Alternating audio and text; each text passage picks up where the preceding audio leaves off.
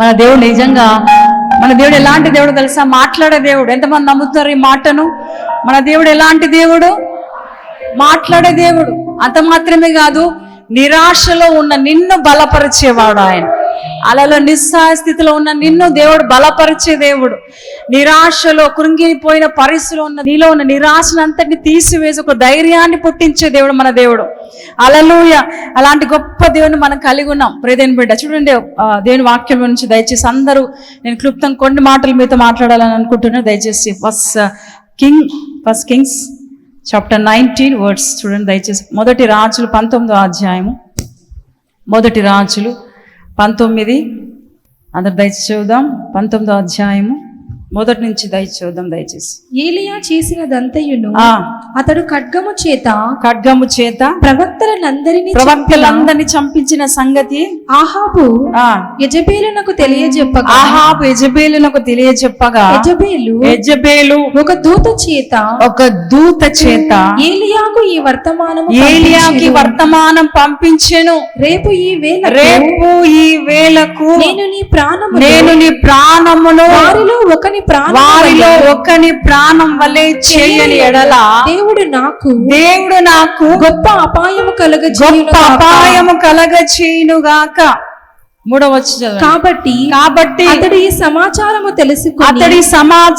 తెలుసుకొని లేచి తన ప్రాణము కాపాడుకొనుటకై పోయి యూదా సంబంధమైన బెర్షెబాకు చేరి అచ్చడుండమని తన దాసునితో చెప్పి తాను ఒక దిన ప్రయాణం అరణ్యంలోనికి పోయి ఒక బద్రీ వృక్షము కింద కూర్చుండి, మరణాపేక్ష గలవాడ యెహోవా, నా పితరుల కంటే ఎక్కువ వాడను కాను, ఇంత మట్టుకు చాలును, నా ప్రాణం తీసుకోను అని ప్రార్థన చేసిన చాలు. హల్లెలూయా. దేనికి మహిమ కలుగును గాక. మీరు ఇంటికి వెళ్ళి చదవండి. మొదటి రాజులు 19వ అధ్యాయం 1 నుంచి 21 వచనాలు మీరు గమనిస్తే ఇదంతా జరుగుతుంది. అయితే ప్రతిరోజు మనతో ఏం మాట్లాడబోతున్నాడు తెలుసా? నిరాశలో ఉన్న నిన్ను బలపరచబోతున్నాడు. ఏ విధంగా అయితే ఏలియా నిరాశతో ఉన్నాడో ఇందాక మనం చదువుకున్నాం. ఒక యెజబేలు, ఒక స్త్రీ యొక్క మాటకు భయపడి ఏం చేశాడో తెలుసా? ఏలియా భయపడి పారిపోయాడు. హల్లెలూయా. అంతవరకు అంతమంది ప్రవక్తలు, బయలు ప్రవక్తల్ని, అషేరా ప్రభులు అందరినీ చంపాడు. దాదాపు 850 మంది ప్రవక్తల్ని చంపేశాడు.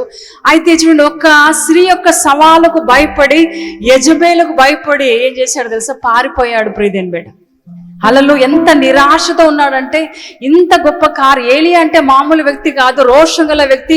ఆయన ప్రార్థన చేసినప్పుడు ఆకాశం నుంచి అగ్ని దిగి వచ్చేది, ఆయన ప్రార్థన చేసిన వర్షం వచ్చేది, ఆయన ప్రార్థన చేసిన వర్షం ఆగిపోయేది. అంత గొప్ప శక్తి గల ఏలియా ఒకనొక సమయం ఏమైపోయాడు తెలుసా? నిరాశలోకి వెళ్ళిపోయాడు. ప్రియదేవుని మాట చదువుతుంటే మన జీవితంలో ఎన్నోసార్లు మనం కూడా ఇలాంటి పరిస్థితులు కూడా వెళ్తూ ఉంటాం, నిరాశలో వెళ్ళిపోతుంటాం. ఎంత ధనం ఉన్నా, ఎంత పలుకుబడి ఉన్నా, ఎంత హోదా, ఎంత నేమ్, ఫేమ్ అన్ని ఉన్నా కొన్నిసార్లు ఎవరు లేనట్టుగా ఒంటరిగా అయిపోతుంటాం. అన్నీ ఉండే మన చుట్టూ అందరూ ఉంటారు, కానీ కొన్నిసార్లు ఏ విధంగా అయిపోతాం తెలుసు? ఒంటరిగా ఉండి వెళ్ళిపోతూ ఉంటాం తెలుసు, ఒంటరిగా అనుకొని మనం ఉంటాం. అయితే ప్రభు ఈరోజు అంటున్నాడు, నువ్వు ఒంటరి కావు. హల్లెలూయా. దేవుడు ఏలియాని ఎంత బలపరుస్తూ వస్తున్నాడంటే, ఇంకా నువ్వు నిరాశ పడ్డానికి వీలు లేదు నాయన, ఇంకా నీకు పని ఉంది, ఇంకా నీకు పరిచర్య ఉంది, ఇంకా నువ్వు ప్రయాణం చేయాలి, ఇంకా 40 దినాలు ప్రయాణం చేయాలని దేవుడు ఏం చేసి తెలుసా? అతను ఏం చేశాడు తెలుసా? ఇందాక మనం చదువుకున్నాం చూడండి, 3వ చూస్తే, కాబట్టి అతడు ఈ సమాచారం తెలుసుకొని లేచి తన ప్రాణము కాపాడుకొనుటకై పోయి యూదా సంబంధమైన బెర్షెబాకు చేరి అచ్చట ఉండుమని తన దాసునితో చెప్పి తాను ఒక దిన ప్రయాణం అరణ్యంలోనికి పోయి ఒక బద్రీ వృక్షము కింద కూర్చుండి, మరణాపేక్ష గలవాడై యెహోవా, నా పితరుల కంటే ఎక్కువ వాడను కాను, ఇంత మట్టుకు చాలును, నా ప్రాణము తీసుకొనుమని ప్రార్థన చేశాను. హల్లెలూయా. ఒంటరిగా వెళ్ళిపోయాడు. ప్రియదేవుని బిడ్డ, అంత గొప్ప రోషం గల ప్రార్థన, రోషం గల వ్యక్తి చివరికి ఏమయ్యాడో తెలుసా? నిరాశతో అయిపోయాడు. అరణ్యంలోకి పోయి ఒక దిన ప్రయాణం చేసి అరణ్యంలోకి పోయి ఒక బద్రీ వృక్షం కింద కూర్చున్నాడు. మరణాపేక్ష గలవాడే, ఇంకా చాలా అయ్యా, నా పితరుల కంటే నేను ఇంకా గొప్ప కార్యాలు చేశాను, నేను ఇంకా చాలు, ఇక నేను చనిపోతాను, మరణాపేక్ష గలవాడే ఏమయ్యాడు తెలుసా? తీసుకుని ప్రభు అని ఏలియా నిరాశతో దేవునితో మాట్లాడుతున్నాడు. ప్రియదేవుని బిడ్డ, అది ప్రభు ఊరిలో ఉండేవాడా? హల్లెలూయా. ఆ మాటలు మాట్లాడుతుంటే ప్రభు ఊరు చూస్తుండేవాడా? కాదు. అందుకే ఇక్కడ చూడండి, కింద వచనం మనం చదివితే 5వ వచనం చదువుదాం. అతడు బదిరీ వృక్షము కింద పరుండి నిద్రించుచుండగా ఒక దేవదూత వచ్చి అతనిని ముట్టి నువ్వు లేచి భోజనము చేయమని చెప్పాను. అతడు చూచినంతలో అతని తల దగ్గర నిప్పుల మీద కాల్చబడిన అప్పమును నీళ్ల బుడ్డి కనపడను గనుక అతడు భోజనం చేసి తిరిగి పరుండెను. హల్లెలూయా. ఆ నిరాశలో, ఆ భయంకరమైన నిస్సహాయ పరిస్థితిలో ఒంటరిగా బదురీక్ష కింద కూర్చుంటే ప్రభు ఎలాంటి వాడు తెలుసా? లేపి భోజనం పెడుతున్నాడు. ప్రియదిని లేచి అప్పుడే కాల్చబడిన అప్పాన్ని తీస్తున్నాడు. ఎంత అద్భుతమైన విషయం కదా. హల్లెలూయా. అతను ఏం వంట చేసుకోలేకపోతే సర్దిది కాదు, అప్పుడే కాల్చబడిన అప్పము తీసుకుని ఏం చేస్తుంది తెలుసా? ఏలి దగ్గర పెడుతుంటే ఏలి తిని ఏం చేశాడు? మళ్ళా పండుకున్నాడంట. అలా తిరిగి పండుకున్నాడు. అతని పని ఏంటంటే తినడం పండుకోవడం. కొన్ని పరిస్థితులు ఎట్లా వస్తుంటే మనం ఏం పని చేయని అవసరం లేదు, కేవలం తిని పనుకోవడమే. హల్లెలూయా. నువ్వు ఎప్పుడైతే ప్రార్థనా పరులుగా దేవుని కొరకు రోషంతో నువ్వు పని చేస్తావో దేవుడు ఎలాంటి కృపను మనకి ఇస్తాడో తెలుసా? నువ్వేం పని చేయని అవసరం లేదు, తిని పడుకోవడమే. పడుకునే పని. హల్లెలూయా. నువ్వు పెద్ద పనులు చేయని అవసరం లేదు, తిని పండుకోవడం. అంటే రెస్ట్. కొన్ని దినాలు మనకు రెస్ట్ ఇస్తాడు ప్రభు. హల్లెలూయా. ఈ రెస్ట్ చాలాసార్లు మా జీవితంలో కూడా ఎంతో అలసిపోయిన పరిస్థితులు కొన్నిసార్లు ఉంటాము, కొన్నిసార్లు ఏమి ఉండదు, చాలా చక్కగా తినడం పడుకోవడం. అంటే దేవుడు కొన్ని రోజులు కొంత సమయం మనకు రెస్ట్ని ఇస్తాడు. ప్రియదిని బిడ్డ, ఎవరికో తెలుసా? ఎవరైతే దేవుని కొరకు రోషంగా నిలబడతారో, దేవుని పరిచర్య చేస్తారో, వారికి ఇలాంటి జీవితం ప్రభు ఇస్తాడు. అలలో నిరాశతో ఉన్నావు కాబట్టి నువ్వు అట్లనే ఉండని చెప్పట్లేదు ప్రభు. చాలైనా నువ్వు కోరుకుంటున్నావు మరణాన్ని కాబట్టి నువ్వు చచ్చిపో, నేను తీసుకుంటానని తీసుకోలేదు. ప్రియదేని బిడ్డ, నీకు ప్రభు ఎలాంటి కృపను ఇచ్చాడంటే నువ్వు బ్రతకాలి, ఇంకా నీకు పని ఉంది, ఇంకా నీకు పరిచర్య ఉంది. ఎలాంటి పరిచర్య తెలుసా? రాజులను అభిషేకించే పరిచర్య, ప్రవక్తలను అభిషేకించే పరిచర్య. హల్లెలూయా. హల్లెలూయా. ప్రభు నిజంగా ఎంత గొప్ప దేవుడు తెలుసా? నిరాశలో ఉన్న మనల్ని బలపరిచే గొప్ప దేవుడు. ప్రియదేని దేవుడు మొట్టమొదటిగా ఎట్లా బలపరుస్తాడు తెలుసా? భోజనం పెట్టి బలపరుస్తాడు. హల్లెలూయా. ఏ విధంగా బలపరుస్తాడు? భోజనాన్ని పెట్టి. అక్కడ ఎవ్వరు లేరు, ఒంటరిగా వెళ్ళిపోయాడు ఏలియా. అలాంటి పరిస్థితిలో ప్రభు ఏం చేశాడు తెలుసా? ఆ నిప్పుల మీద వేడివేడిగా కాల్చబడిన అప్పం తీసుకొని ఎవరికి ఇచ్చాడు తెలుసా? ఏలియా. ప్రియదేని బిడ్డ, హల్లెలూయా. ఎంత గొప్ప దేవుడు మన దేవుడు. ఎలాంటి దేవుడు తెలుసా? అడుగు వాటికంటే, ఊహించు వాటికంటే అత్యధికంగా దేవుడు అనుగ్రహించే దేవుడు. నువ్వు కొంచెమే అడుగుతుంటావు కానీ దేవుడు అత్యధికంగా అనుగ్రహించే గొప్ప దేవుడు. హల్లెలూయా. మన భోజనాన్ని పెట్టి బలపరిచే దేవుడు. మనం కరోనా దినాలు చూస్తే చాలా మంది ఏ పని చేయలేదు, నిజమే కదా? ముఖ్యంగా క్రైస్తవులు, విశ్వాసులు, సేవకులు చెప్తున్నా, నిజంగా చాలా మంది ఏ పని చేయలేదు. కానీ ప్రభు ఎట్లా పోషిస్తున్నాడంటే, ఎట్లా పోషించాడంటే, ప్రతిరోజు మాంసం, ప్రతిరోజు నాన్ వెజే, చక్కటి ప్రోటీన్తో కూడిన ఆహారం. కరోనాలో మంచి ఆహారం తీసుకోవాలి కదా, ఎందుకు? బలహీనపరచకుండా. కాబట్టి మంచి ఆహారం, గుడ్లు, మాంసం ఇవే తిన్నాం. నిజంగా దేవుడు ఎంత గొప్ప దేవుడు. నిజంగా ప్రభు ఈరోజు మాట్లాడుతున్న ప్రియదేని బిడ్డ, నీ నిరాశలో ఉన్న నిన్ను దేవుడు బలపరిచే గొప్ప దేవుడు. నిస్సహాయ స్థితిలో ఉన్న నిన్ను దేవుడు పైకి లేపే గొప్ప దేవుడు. హల్లెలూయా. కాబట్టి దిగులు పడద్దు, నా జీవితం ఏంటి, నా పరిస్థితి ఏంటి అని బాధపడదు. దేవుడు ప్రతి దినము నూతనమైన వాత్సల్యము చేత, నూతనమైన కృప చేత ప్రభు లేపుతాడు. హల్లెలూయా. యెజబేలు నిజంగా ఆ భయపడిన ఏలియా ఒక దిన ప్రయాణ అరణ్యంలో పోయి ప్రాణం చేసి ఒంటరిగా వెళ్ళిపోయి ఆ ఒంటరితనంలో చచ్చిపోతే బాగుండు అనుకున్నాడు. కానీ దేవుడు అలాంటి కార్యాన్ని చేయలేదు. ప్రియదేని బిడ్డ, అతడికి తిరిగి ఏం చేశాడు? తిరిగి శక్తిని ఇచ్చాడు, బలాన్ని ఇచ్చాడు. తిరిగి ఏం చేశాడంట? అభిషేకించి రాజులను, ప్రవక్తలను అభిషేకించే శక్తిని ప్రభు అనుగ్రహించాడు. హల్లెలూయా. రెండోదిగా మనం చూద్దాం. చూడండి, మొదటిగా భోజనం పెట్టి బలపరిచాడు. రెండవదిగా మనం చూద్దాం, మొదటి రాజులు 19వ అధ్యాయము 8వ వచనం చూద్దాం. 8వ వచనం, అతడు లేచి భోజనము చేసి ఆ భోజనపు బలము చేత నలువది రాత్రి పగళ్ళు ప్రయాణము చేసి దేవుని పర్వతం అని పేరు పెట్టబడిన హోరేబునకు వచ్చి అచ్చట ఉన్న ఒక గుహలో చేరి బస చేసెను. యెహోవా వాక్కు 12వ వచనం, ఆ భూకంపమైన తర్వాత మెరుపు పుట్టెను గాని ఆ మెరుపునందు యెహోవా ప్రత్యక్షము కాలేదు. మెరుపు ఆగిపోయి ఆగిపోగా మిక్కిలి నిమ్మలముగా మాటలాడు ఒక్క స్వరము వినబడెను. హల్లెలూయా. దేవుడు ఎట్లా బలపరుస్తాడు తెలుసా? మొట్టమొదటిగా ఏలియాని ఎట్లా బలపరిచాడు తెలుసా? భోజనం పెట్టి తిండి పెట్టి బలపరిచాడు. రెండవదిగా తన స్వరమును వినిపించి బలపరిచాడు. గట్టిగా చెప్పట్లు కొడదామా? రెండవదిగా ఎట్లా బలపరుస్తాడు తెలుసా? తన స్వరాన్ని వినిపించి బలపరచాడు. ప్రియదేని బిడ్డ, ఈ మాటలు చదువుతుంటే నిజంగా ఎంత అర్థమైన దేవుడు మన దేవుడు. నిజంగా చూడండి, ఆ భూకంపమైన తర్వాత మెరుపు పుట్టెను కానీ ఆ మెరుపునందు యెహోవా ప్రత్యక్షము కాలేదు. కానీ ఏం వినబడుతుందో తెలుసా? స్వరం వినబడుతుంది. కొన్నిసార్లు దేవుని స్వరం వినబడుతుంది, కొన్నిసార్లు దేవుడే ప్రత్యక్షం అవుతాడు. హల్లెలూయా. చాలా సార్లు మనం దేవుని స్వరాన్ని వింటున్నాం. హల్లెలూయా. దేవుని దగ్గర చాలా సార్లు మనం ఎట్లా రావాలో తెలుసా? దేవుని దగ్గరికి దేవుని స్వరాన్ని వినాలని ఎప్పుడు రావాలి? దైవ సేవకులు ఏం మాట్లాడతారో అని మనం ఏం చేయాలి? ఆ మనసు కలిగి రావాలి. అప్పుడే ప్రభు మనకు ఆ స్వరాన్ని వినిపిస్తాడు. ఏ మాటలకు అవసరం ప్రభు సేవకుల ద్వారా వినిపిస్తాడు, పరిస్థితుల ద్వారా వినిపిస్తాడు, లేఖనాల ద్వారా వినిపిస్తాడు. ప్రియదేని బిడ్డ, దేవుడు మాట్లాడే దేవుడు. ప్రియదేని బిడ్డ, ఇక్కడ ఏలియాని ఎట్లా బలపరిచాడో తెలుసా? ఒక చక్కటి మెల్లని స్వరము ద్వారా ఏలియాని బలపరిచాడు. 13వ వచనం చూస్తే, ఏలియా దాన్ని విని తన దుప్పటితో ముఖము కప్పుకొని బయలుదేరి గుహవాకిట నిలిచెను. అంతలో ఏలియా ఇచ్చట నీవేమి చేయుచున్నావని ఒకడు పలికిన మాట అతనికి వినపడెను.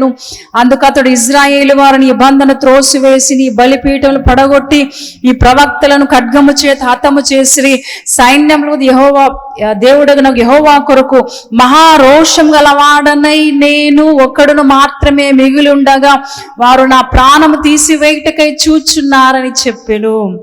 అయితే ఇక్కడ అంటాడు 15వ వచనంలో, అప్పుడు యెహోవా అతనికి సెలవిచ్చినది ఏమనగా, నీవు మరలి అరణ్య మార్గమున దమస్కును పోయి దానిలో ప్రవేశించి సిరియా దేశం మీద హజాయేలునకు పట్టాభిషేకము చేయుము. ఎంత అద్భుతమైన విషయమో కదా. ఇక ఒక పక్క ఏలియా నిరాశతో నేను వెళ్ళిపోవాలి, చచ్చిపోవాలనుకుంటే ప్రభు మాట్లాడుతున్నాడు, నువ్వు వెళ్ళి ఏం చేయాలి? పట్టాభిషేకం చెయ్యి. హల్లెలూయా. దమస్కును పోయి నువ్వేం చేయాలి? హజాయేలునకు పట్టాభిషేకము చేయుము. ఇశ్రాయేలు వారి మీద నింషి కుమారుడైన యెహోవాకు పట్టాభిషేకం చేయుము.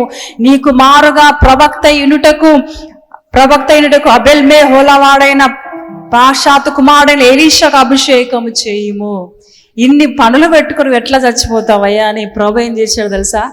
తిరిగి ఏలియాని తీసుకొచ్చాడు. ప్రియదేని బిడ్డ, హల్లెలూయా. మన దేవుడు ఎలాంటి దేవుడు తెలుసా? నిరాశలో ఉన్న దేవుడు మన బలపరిచే దేవుడు. అతనితో మాట్లాడాడు, స్వరాన్ని వినిపించాడు. నువ్వు వెళ్ళడానికి వీలు లేదు, నువ్వు వెళ్ళి దమస్కుకు వెళ్ళి ఎలీషాకు అభిషేకం చేయాలి, హజాయేలుకు అభిషేకం చేయాలని ఏం చేస్తున్నాడు? ప్రభు మెల్లని స్వరము ద్వారా మాట్లాడుతున్నాడు. ప్రియదేని బిడ్డ, హల్లెలూయా. నిజంగా ఎన్నోసార్లు భయంకరమైన పరిస్థితుల్లో, ఒత్తిడిలో మనం ఉంటాం. సమస్యలు ముట్టి ఉంటాయి. మన సమస్యలు భయంకరమైన సమస్యల చేత మనం ఉన్నప్పుడు ప్రభు ఎట్లా మాట్లాడో తెలుసా? నిజంగా ఎవరిదో ఒకరి ద్వారా ప్రభు మాట్లాడుతుంటాడు. దేవుని స్వరాన్ని వినిపిస్తుంటాడు. దేవుడు సూటిగా మనతోనే మాట్లాడుతున్న ఆ మాటలు మనం పక్కన పెట్టకూడదు. హల్లెలూయా. దేవుడు మాట్లాడుతున్న మాటలు మనం పక్కన పెట్టి మన ఇష్టానుసారంగా జీవిస్తే మనకి అన్ని కూడా నష్టాలు సంభవిస్తాయి. ప్రియదేని బిడ్డ, కానీ ఇక్కడ ఏలియా ఉన్న అద్భుతమైన మనసు ఏంటో తెలుసా? దేవుడు అతనితో మాట్లాడుతున్నప్పుడు, ఆ స్వరాన్ని వినిపిస్తున్నప్పుడు ఏలియా వాటి పక్కన పెట్టలేదు, కానీ ఆ స్వరాన్ని విని ఆ స్వరానికి లోబడి వెళ్ళాడు. హల్లెలూయా. అందుకే ఏలియా ఏమేడు తెలుసా? అగ్ని రథాలు వచ్చి అతను తీసుకువెళ్ళాయి. ప్రియదేని, మరణం లేదు ఏలియాకు. ఇవన్నీ ప్రభు మన జీవితంలో విశ్వాసగా క్రైస్తవ బిడ్డలుగా మన జీవిస్తున్న జీవిత విధానంలో నువ్వు ఎట్లా జీవిస్తున్నావు, ఎట్లా నీ సాక్ష్యం ఉంది, ఏ విధంగా నువ్వు ఈ లోకంలో బ్రతుకుతున్నావు అన్నీ కూడా ప్రభు పరీక్షిస్తుంటాడు. ప్రియదేని బిడ్డ, కొన్ని పరిస్థితులు వస్తుంటాయి, ఆ పరిస్థితులకు నిస్సహాయ పరిస్థితిలోనే వెళ్ళిపోతుంటాం, ఏలియాగా నిరాశతో వెళ్ళిపోదు. కానీ దేవుడు బలపరిచే దేవుడు. ప్రియదేని బిడ్డ, బలపరిచి నేను ముందుకు నడిపించే గొప్ప దేవుడు. ఇంత పని ఉంటే నువ్వు ఎట్లా చచ్చిపోతావని ఏలియా ఏం చేశాడు తెలుసా, తిరిగి ఏలియాని తీసుకొచ్చి అక్కడ వేసాడు. వారిద్దరిని ఏం చేశాడు, అభిషేకించాడు. హల్లెలూయా.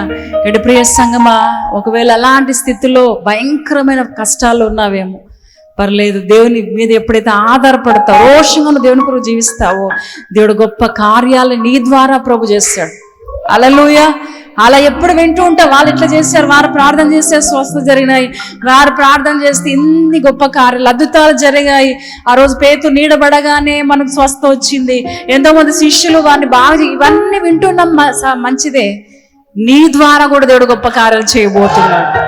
మనందరి ద్వారా కూడా దేవుడు గొప్ప కార్యాలు చేయబోతున్నాడు. అందుకే దేవుడు వాక్యంలో ఒక మాట ఉంది, నమ్మట నీ వల్ల అయితే నమ్మవానికి సమస్తము సాధ్యమే. అలా సాధ్యపరిచే దేవుడు మన దేవుడు. అలా చివరిగా మనం చూద్దాం, 1 రాజులు 19వ అధ్యాయము 14 వచనం చూడు దయచేసి. 19th. అందుకతడు ఇశ్రాయేలు వారు నీ నిబంధనను త్రోసివేసి 14 వచనం, నీ బలిపీఠములను పడగొట్టి నీ ప్రవక్తల ఖడ్గము చేత హతము చేసిరి. సైన్యములకు అధిపతియు దేవుడనగు యెహోవా కొరకు మహారోషము గలవాడనై. మీరు ఇంటికి వెళ్ళి ఇదంతా చదవండి. కింద వచ్చిన ఒక లాస్ట్ వచ్చిన చదువు, 21వ వచనం. అందుకతడు అతనిని విడిచి వెళ్ళి కాడి యొద్దకు తీసి వధించి వాటి మాంసమును గొర్తిలో గల చేత వంట చేసి జనులకు వడ్డించెను. వారు భోజనం చేసిన తరువాత అతడు లేచి ఏలియా వెంబడి వెళ్ళి అతనికి ఉపచారం చేయుచుండెను. గట్టిగా చెప్పబడదామా దగ్గరగా. మూడవదిగా ఎట్లా బలపరిచాడు తెలుసా, ఒక పరిచర్యను అప్పగించి బలపరిచాడు. హల్లెలూయా. అలా పరిచర్య ఇచ్చి ఏం చేశాడు, బలపరిచాడు. ప్రియదేని బిడ్డ, ఇక నిజంగా ఎంత అర్థమైన విషయమో. నిజంగా ప్రభు మనల్ని ఏ విధంగా వాడుకోవాలని ఇష్టపడుతుండో తెలుసా, నీకు నీ జీవితంలో ఒక అద్భుతమైన పరిచర్య ఇచ్చి నిన్ను వాడుకోవాలని ఇష్టపడుతున్నాడు. హల్లెలూయా. ఆ విధంగా బలపరుస్తాం. కొన్నిసార్లు రొటీన్ లైఫ్ ఉంటే మన జీవితంలో అంత బాగుండదు కదా, ఎప్పుడు తినడము, పొద్దున్న లేయడం, మన వర్క్ మనం చేసుకోవడం, ఇవన్నీ ఈ మామూలుగా ఉంటే మన జీవితంలో అంత బాగుండదు. కొన్నిసార్లు ఒక డిఫరెంట్గా మన జీవితాలు కనబడుతుంటే ఎంత సంతోషమో.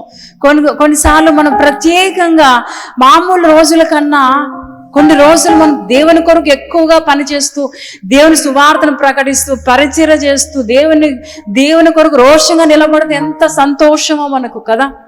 ఇక్కడ ప్రభు ఎట్లా చేస్తాడో తెలుసా, నిజంగా దేవుడు ఎట్లా బలపరుస్తాడో తెలుసా, పరిచర్య ఇచ్చి బలపరుస్తాడు. నిజంగా చెప్తున్నాను, మనం కొన్నిసార్లు ఊర్లోకి వెళ్తూ ఉంటాం కదా, మన ఇండ్లకు, పుట్టినిండ్లకు, లేకపోతే మన తల్లిదండ్రుల ఇంటికి, వాళ్ళ ఇంటికి వెళ్తే ఏం సంతోషం ఉండదు. నాకైతే చెప్తున్నాను, మా ఇంటికి వెళ్ళి నాకు సంతోషం ఉండదు. హల్లెలూయా. మా ఇంటికి వెళ్ళిన అన్ని బాగా సంతోషం ఉంటారు, కానీ అంత సంతోషం ఉండదు. దేవుని సన్నిధిలో ఉన్న సంతోషం ఎక్కడ దొరకదు. ప్రియదేని హల్లెలూయా. ఆ పరిచర్యలోనే ఎంతో సంతోషం, ఆ పని చేస్తున్నప్పుడు ఎంతో సంతోషం. హల్లెలూయా. దేవుని వాక్యాన్ని చెప్తున్నప్పుడు, ఆయన ప్రార్థన చేస్తున్నప్పుడు, సాక్షి రూపంలో ఆయన కొరకు జీవిస్తున్నప్పుడు, రోషంగా జీవిస్తూ ఎంతో సంతోషం. ప్రియదేని బిడ్డ, ప్రభు ఈరోజు మాట్లాడుతున్నాడు, నీ జీవితంలో నా జీవితంలో ఒక పని అప్పగించాడు, ఒక పరిచర్యను అప్పగించాడు. హల్లెలూయా. ఆ పరిచర్య మనం ఏం చేయాలి, నమ్మకంగా చేయాలి. ప్రియదేని బిడ్డ, హల్లెలూయా. ఆ విధంగా మనం బలపరుస్తాడు. ఇంకా నువ్వు విశ్వాసంగా ఉంటే చాలదు. నువ్వు విశ్వాసగా ఈ విధంగా ఉంటే కాదు, ఇంకా నువ్వు బలపడాలి, ఇంకా దేవుని కొరకు నిలబడాలి, ఇంకా దేవుని కొరకు బలమైన కార్యాలు చేయాలి, ఇంకా దేవుని కొరకు అద్భుతమైన కార్యాలు చేయాలని ప్రభు మనకేం చేసి పురికొల్పుతూనే ఉంటాడు. ఎవరిని తెలుసా, ఎవరికి ఏ విధంగా చేస్తాడో తెలుసా, ఎవరికైతే దేవుని పని పట్ల ఆశ ఉంటుందో, పరిచర్య పట్ల ఆసక్తి కలిగి ఉంటారో వారికే ఆ పని అప్పగిస్తాడు, అందరికీ అప్పగించాడు. హల్లెలూయా. ఒక పని అప్పగించాడంటే నీలో నా మంచితనాన్ని చూసి, నీలో మంచితనం కాదు కానీ నీలో దేవునికి ఏదో ఒక ఇష్టమైనది ఉంటుంది కాబట్టి నీకు దేవుడు ఆ పని అప్పగించాడు. ప్రియదేని బిడ్డ, ఆ పని మనం భాగ్యంగా ఎంచుకోవాలి.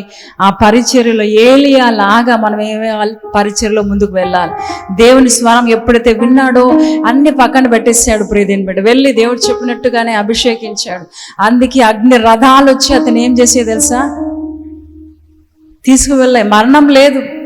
హల్లెలూయా, హల్లెలూయా. మరణం లేకుండానే ఏలియా ఏమైపోయాడు, వెళ్ళిపోయాడు. ప్రియదేని బిడ్డ ఒకప్పుడు నిరుత్సాహ స్థితిలో, నిరుత్సాహంలో ఉన్న, నిరాశలో ఉన్న ఏలియాని దేవుడు బలపరిచి ఏం చేశాడు, దేవుడు ఏలియాని వాడుకున్నాడు. హల్లెలూయా, హల్లెలూయా. అక్కడ ప్రే దేవుని బిడ్డ, దేవుడు బలపరిచే దేవుడు మన దేవుడు. హల్లెలూయా. ఎలాంటి దేవుడు మన దేవుడు? ఎప్పుడు బలపరుస్తాడు? నిరాశలో ఉన్నప్పుడే, నిస్సహాయ పరిస్థితిలో ఉన్నప్పుడు, నువ్వు బాధలో ఉన్నప్పుడు, రోగంలో ఉన్నప్పుడే నిన్ను బలపరుస్తాడు. కష్టాల్లో ఉన్నప్పుడే నిన్ను బలపరుస్తాడు. అప్పుల సమస్యలో ఉన్నప్పుడే నిన్ను బలపరుస్తాడు. ఆర్థిక ఇబ్బందిలో ఉన్నప్పుడే నిన్ను నువ్వు ఒంటరిగా ఉన్నప్పుడే దేవుడు నిన్ను బలపరుస్తాడు. అలాంటి గొప్ప దేవుని మనం కలిగి ఉన్నాం. ప్రియదేని బిడ్డ నిజంగా దేవుడు మనతో మాట్లాడుతున్నాడు. మన బలపరిచేది ఏలియాను భోజనం పెట్టి బలపరిచాడు. రెండవదిగా ఏం చేశాడు? రెండవదిగా స్వరాన్ని విని బలపరిచాడు. మూడవదిగా పరిచర్యని అప్పగించి దేవుడు బలపరిచాడు. చప్పట్లు కొడుతూ దేవుని అమ్మని కనపరుద్దాం. హల్లెలూయా. దేవునికి మహిమ కలుగునుగాక. అందరు లేచి నిలబడదాం. అందరు లేచి నిలబడి ప్రభు ఈరోజు మనతో మాట్లాడి ఉంటుండగా క్లుప్తం కొన్ని మాటలు మనతో మాట్లాడి ఉన్నాడు. ఆ మాటలు మన హృదయంలో పరీక్షించుకుందాం. దేవా, ఇప్పటి వరకు నాతో మాట్లాడావయ్యా. నేను కూడా ఎన్నోసార్లు నిరాశలో ఉన్నానయ్యా, నిస్సహాయ పరిస్థితిలో ఉన్నాను, ఎన్నిక లేని వ్యక్తిగా నేను ఉన్నాను. అయితే నన్ను మీరు బలపరిచిన విధానాన్ని బట్టి మీకు వందనాలయ్యా. నన్ను మీరు బలపరుచిన విధానాన్ని బట్టి మీకు వందనాలయ్యా. ఏ విధంగా అయితే ఏలియాకు భోజనం పెట్టి బలపరిచారు, ఆ స్వరం మాట్లాడి ఆయన బలపరిచాడు. పరిచర్యని అప్పగించి మీరు బలపరిచారు. ఈరోజు నాతో కూడా తండ్రి ఆ మాటలు మాట్లాడిన మాటలు బట్టి మీకు వందనాలు. ఆ మాటలు మా జీవితం నిరంతరంగా ఫలింప చేయండి అయ్యా. ఆ మాటల ప్రకారం జీవించే బిడ్డలుగా నన్ను మమ్మల్ని తయారు చేయండి అయ్యా. కేవలం వినేవారుగా కాదయ్యా, కేవలం వినేవారుగా కాదు, ఇక్కడ విని విడిచిపెట్టి వెళ్ళిపోవడం కాదు. ప్రియ సోదరి సోదరుడా, ఏ మాటలైతే ప్రభునితో మాట్లాడాడో ఆ మాటల్ని జీవితంలో ఫలించేలాగా మనం ప్రార్థన చేద్దాం. ప్రియదేని బిడ్డ ఆ మాటల ప్రకారం జీవించేలాగా మనం ప్రార్థిద్దాం. వినటం మటుకు వింటారు కానీ వారు ఇంకా నాకు దూరంగా ఉన్నారని వాక్యం సెలవిస్తుంది అయ్యా. ఆ విధంగా కాదయ్యా, మేము విని వాటి ప్రకారం జీవించే బిడ్డలుగా. ఏలియా విన్నాడు, స్వరాన్ని విన్నాడు, దేవుడు మాట్లాడిన మాటలు విన్నాడు, ఆ స్వరానికి లోబడి వెళ్ళిపోయాడు, దేవుని కొరకు నిలబడ్డాడు. ఈరోజు నీవు నేను ఆ విధంగా చేయాలి, జీవించాలి. ప్రియదేని బిడ్డ నీవు విన్న మాటలు ఆ రోజుల్లో భద్రపరచుకోలాగా మనం ప్రార్థన చేద్దాం. ప్రియదేని ఆయన ఏ మాటలు మాట్లాడారో ఆ మాట ప్రకారం జీవించలాగా మనం ప్రార్థన చేద్దాం. అలాంటి శక్తి నాకు దయచేయండి అయ్యా, అలాంటి మనసు నాకు అనుగ్రహించండి నాయన. అందరు కళ్ళు మూసుకుందాం. ఒక చిన్న మాట ప్రార్థన చేద్దాం. ప్రియదేని బిడ్డ పరిశుద్ధాత్ముడా, మీకు వందనాలు. ఇంతవరకు మాతో సూటిగా మీరు మాట్లాడారయ్యా. మీ మాటలే మనం బ్రతికిస్తుంది, అది మాదులో మాకు నెమ్మదినిస్తుంది. జుంటి తేనె దారుల కంటే మధురమైన మాటలు మీ మాటలయ్యా. మీ మాటలు తండ్రి గొప్ప దేవిని ఉండగా తండ్రి ఆ మాటలు మా హృదయంలో భద్రపరిచిన వారుగా మళ్ళీ తారిచ్చేయండి. తండ్రి గొప్ప దేవ, ఉపవాసం ఉండి ఎంతమంది వచ్చిన వారందరూ మీరు దీవించండి, ఆశీర్వదించండి. తన గొప్ప బిడ్డలు అత్యధికంగా మీరు ఆశీర్వదించండి అయ్యా. కొరత లేని దీవెనల చేత, ఆశీర్వాదాల చేత ప్రతి ఒక్క బిడ్డ నింపి నడిపించండి నాయన. మీ ఆత్మ చేత ప్రతి బిడ్డ నింపి నడిపించండి నాయన. తండ్రి మీకు వందనాలు, స్తోత్రాలు చెల్లిస్తూ యేసు నామములో అడుగుచున్నాం తండ్రి, ఆమేన్. ఆకాశమందు నీవు తప్ప నాకెవరున్నారయ్యా, ఈ లోకములో నీవుగాక వేరే